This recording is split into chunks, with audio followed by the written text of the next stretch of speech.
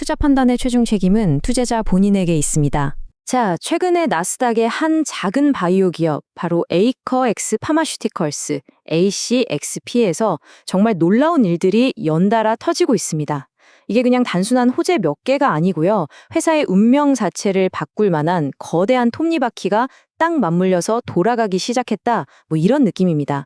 오늘 이 거대한 돌파구가 어떻게 만들어졌는지 그 속을 한번 제대로 들여다보겠습니다. 아니, 어떻게 신약 하나가 회사의 운명을 바꿀 수 있나? 이렇게 물으면요. 많은 분들이 그거야 운이 좋았겠지라고 생각하실지도 몰라요. 하지만 이 에이커엑스의 이야기는 좀 다릅니다. 이건 그냥 우연히 터진 행운이 아니에요. 아주 강력한 데이터랑 치밀한 전략이 만나서 만들어낸 어찌 보면 필연적인 성공 스토리라고 할 수 있죠. 그 중심에는 서로가 서로를 밀어주고 땡겨주는 강력한 선순환 구조가 딱 자리 잡고 있습니다. 네, 바로 이 중대한 변곡점에 도달한 겁니다. 이건 그냥 좋은 소식 하나 나왔다 이런 차원이 아니에요. 하나의 성공이 그 다음 성공의 불씨가 되고 또 그 성공이 다시 한번 거대한 동력이 되는 그런 강력한 선순환, 우리가 흔히 플라이휠이라고 부르는 게 마침내 돌기 시작했다는 아주 중요한 신호입니다. 지금부터 그 구조를 하나하나 뜯어보죠. 이 선순환의 핵심 기둥은 딱 세 가지입니다. 바로 임상적 성공, 규제 승인, 그리고 재무 안정성. 근데 이게 중요한 게 이 세 가지가 따로따로 노는 게 아니라는 거예요. 마치 자석처럼 서로를 강하게 끌어당기고 있습니다. 압도적인 데이터가 규제기관의 문을 활짝 열어주고 규제기관의 확신이 투자자들을 끌어모으고 또 그렇게 모인 돈이 다시 더 큰 성공을 위한 연료가 되는 거죠. 자, 그럼 이 선순환의 첫 번째 엔진부터 한번 자세히 들여다볼까요? 이 거대한 선순환을 돌리기 시작한 바로 그 엔진. 네, 압도적인 임상 데이터입니다. 모든 신약의 가치는요, 결국 숫자로 증명되는 거 아니겠습니까? 그리고 이 이베저폴스텟이란 약이 내놓은 숫자는 와, 이건 정말 놀랍다는 말밖에 안 나옵니다. 자, 첫 번째 숫자입니다. 96%. 이게 무슨 말이냐면 CDP실 감염증, 그러니까 CDI 환자 100명 중에 96명을 치료해냈다는 뜻입니다. 사실 이것만 봐도 정말 대단한 성과죠. 그런데 진짜 판을 뒤흔든 숫자는 이게 아닙니다.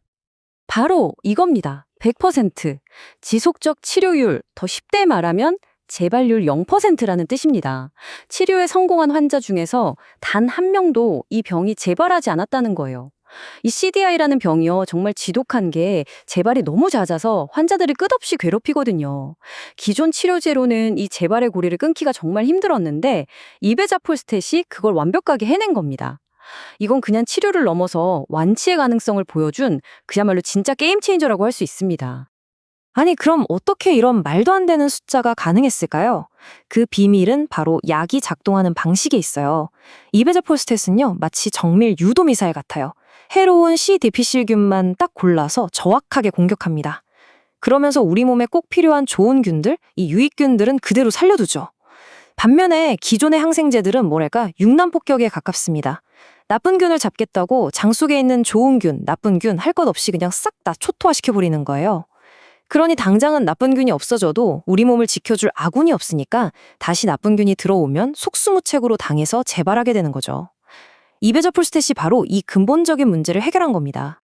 이 똑똑한 공격 방식을 과학적으로는 GPSS, 그램 양성균 선택적 스펙트럼이라고 부릅니다.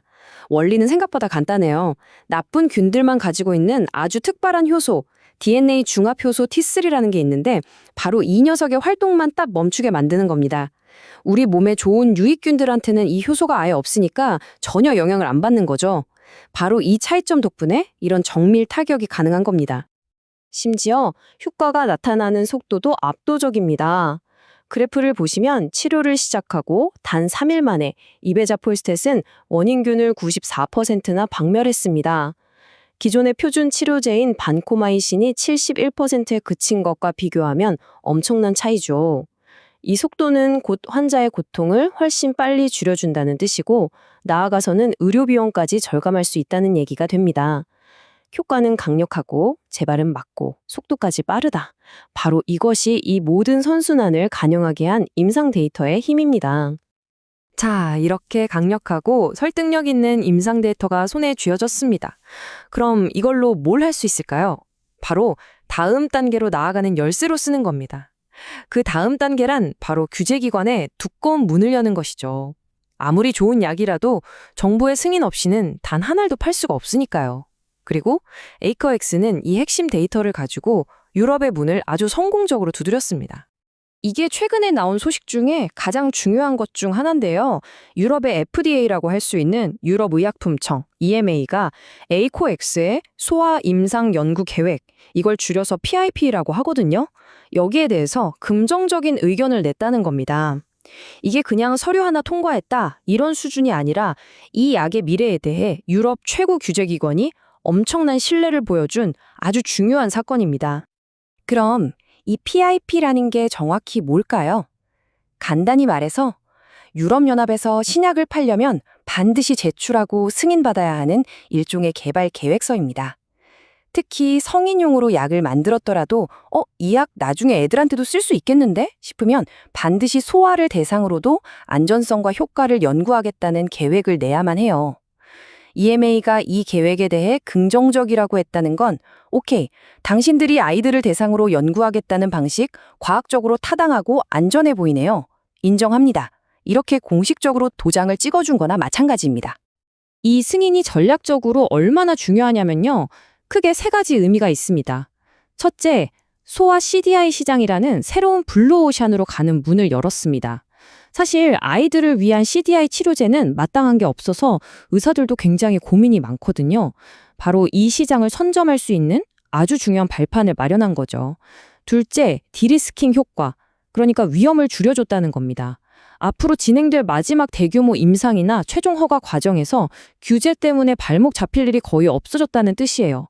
이미 규제기관이랑 앞으로 이렇게 개발합시다 하고 합의를 본 셈이니까요. 그리고 마지막 셋째, 이 약이 그냥 한 나라에서만 쓰는 약이 아니라 미국 FDA와 유럽 EMA 이 양대 산맥의 인정을 받는 글로벌 표준 치료제로 커나갈 수 있는 강력한 잠재력을 제대로 보여줬다는 점입니다. 좋습니다. 지금까지 우리는 강력한 임상 데이터가 어떻게 규제의 문을 여는지 그 과정을 쭉 살펴봤습니다. 하지만 이 멋진 청사진을 진짜 현실로 만들려면 마지막 퍼즐 조각이 하나 더 필요합니다. 바로 돈, 즉 자본이죠.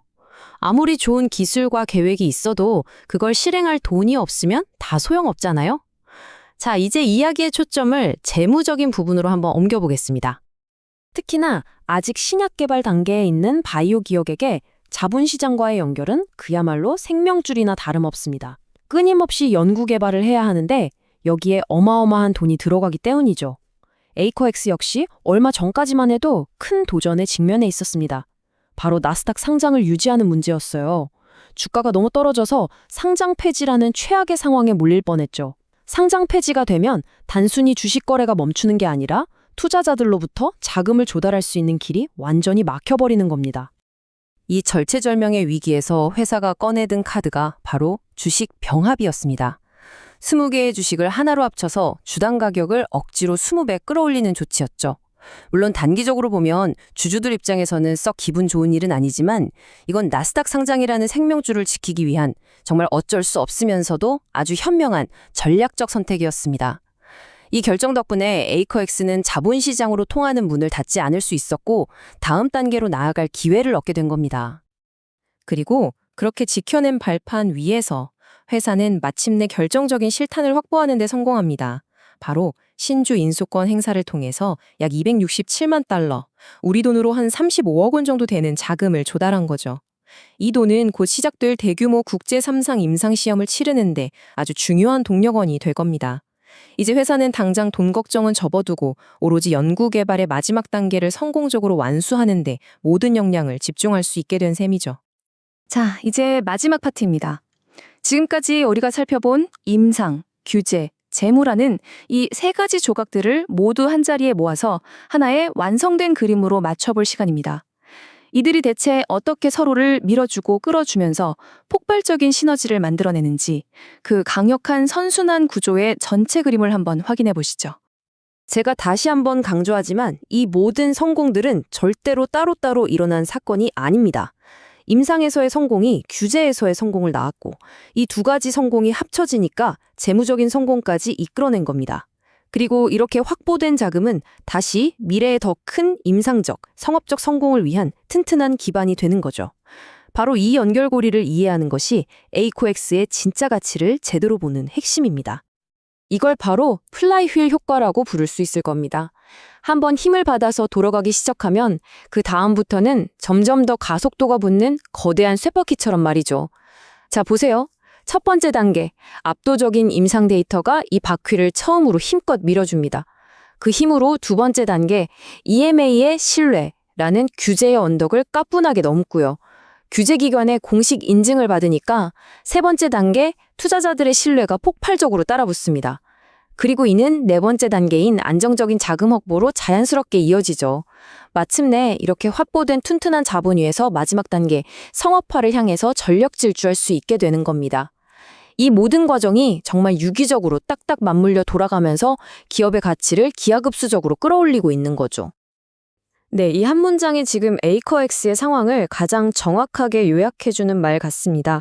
이전까지 이 회사가 가능성이나 잠재력 같은 걸로 이야기하던 유망주였다면 이제는 임상 데이터와 규제기관의 승인이라는 객관적인 검증을 끝내고 상업화를 코앞에 둔 확실한 주전성수로 거듭났다는 의미입니다.